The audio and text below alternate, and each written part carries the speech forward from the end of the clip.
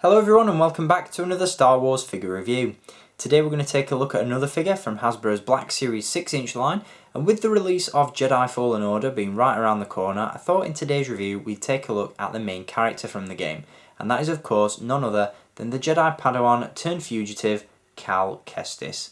Now this is a really nice figure. Hasbro have done a fantastic job with this guy, not just in terms of the overall sculpt and detail, but in terms of the articulation, the accessories that are included as well. This is a must-have for the collection, and I'm really excited to see Cal in action when the video game is released.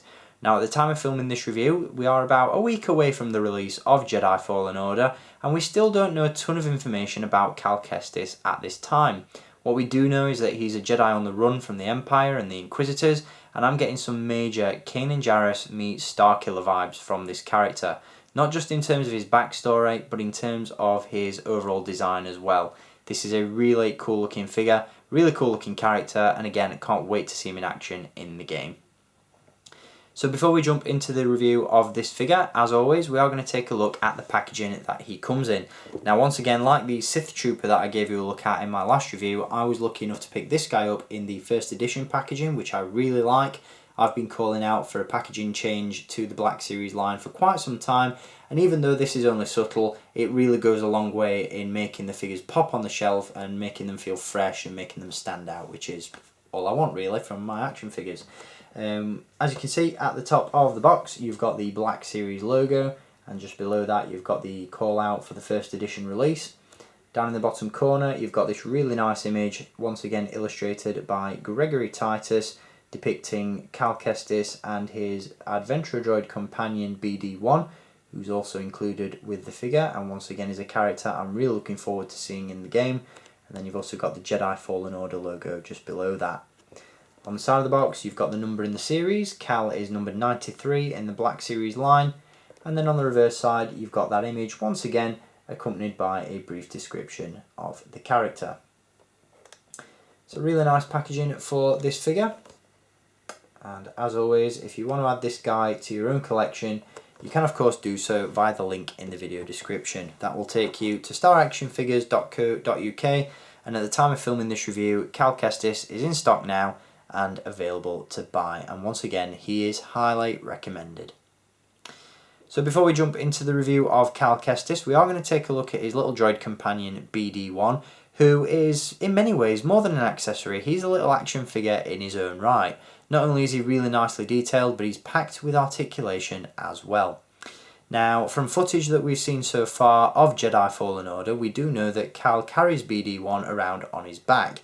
Now, Hasbro haven't actually included a feature with this figure where you can plug BD-1 to Cal Kestis' back. You've just sort of got to position him in a way that makes it look like he's riding around on the character, which is a bit unfortunate. I would have liked to have seen some sort of peg system in place where you could slot this guy in a little bit more securely.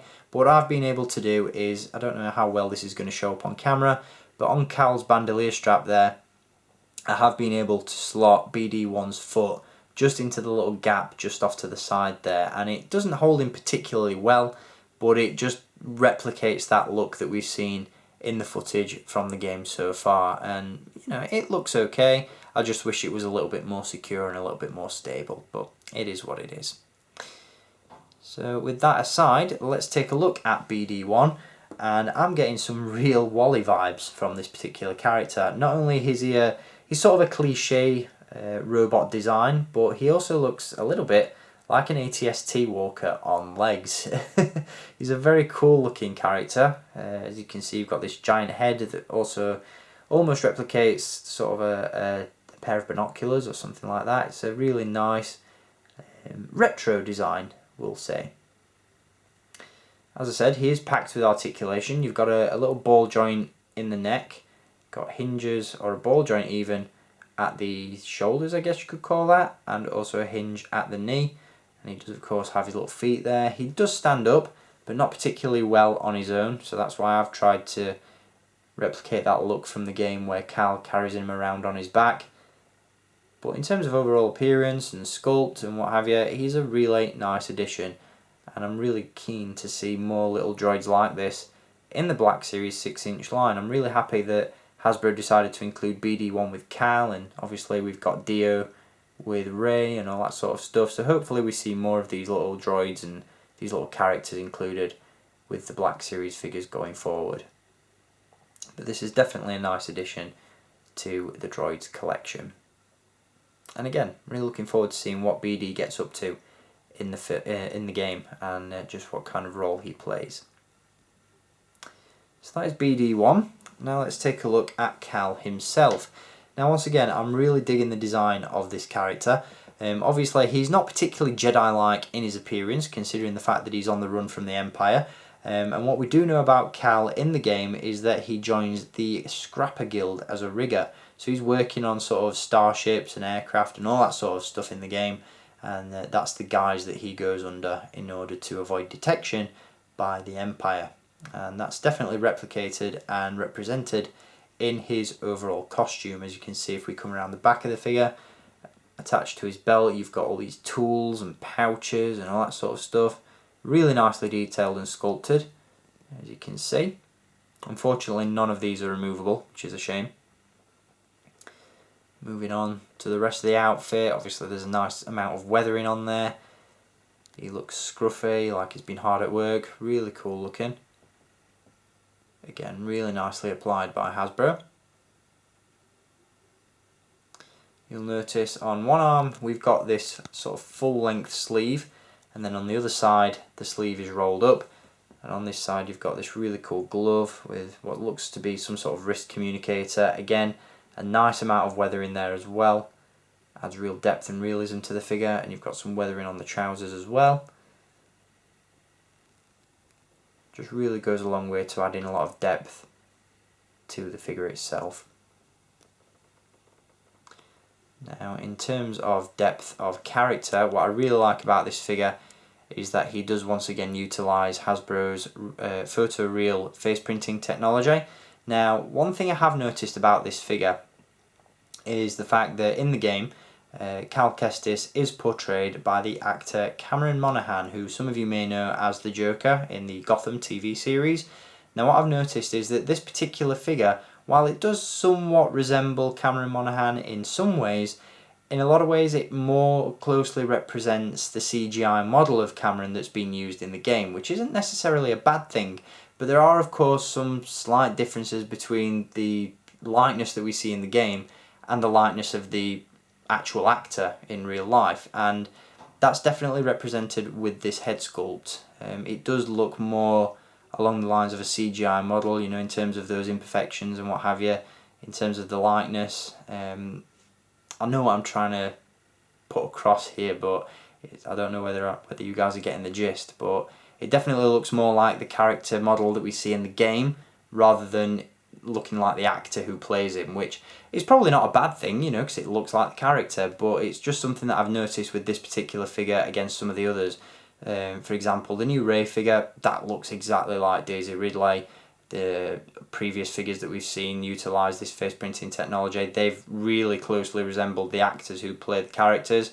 But I think, and I do believe, this is the first time that we've seen photoreal applied to a video game character, so that might explain why the face sculpt, in my opinion, just feels a little bit off, but it's definitely not a bad one. It definitely looks like the character, and that's all we can really ask for. Again, really nicely sculpted, really well painted, and you've got some great detail going on this overall figure. Very, very impressed with him. Now, in terms of his other accessories, he does come with a lightsaber, which is a really nice, unique design. As you can see, it features this lengthy hilt, which towards the bottom is really interesting because it looks like it's been broken. It's almost as though this lightsaber has been broken in half, and it's actually a double-bladed lightsaber. Now, whether this particular lightsaber is Cal Kestis' own, or whether it's something that he finds along the way in the game, remains to be seen, but it's a really nice design, and it's really cool to see something a little bit different in terms of an action figure accessory, because we haven't really seen a lightsaber like this in the Black Series as yet. The only one that really comes close to it, and again, this goes back to what I said at the beginning of the review, is Kanan Jarrus' lightsaber from Rebels.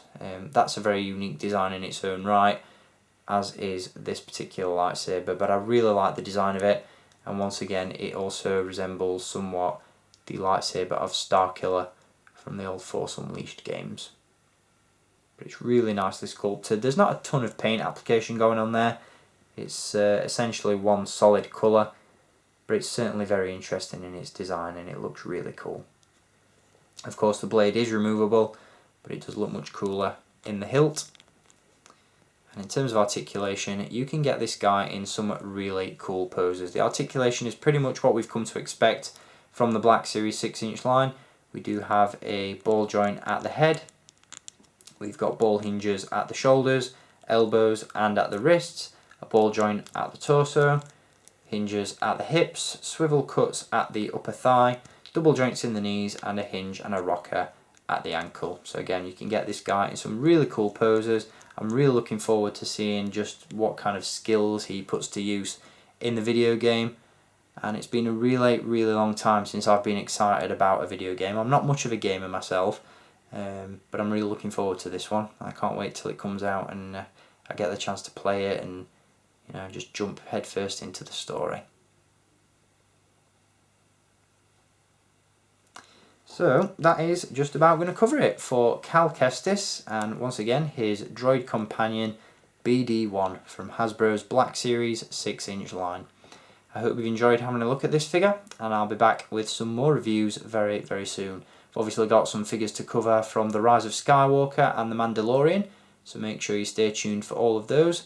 And in the meantime, I hope you've enjoyed this review, and until next time, as always, keep collecting and may the Force be with you.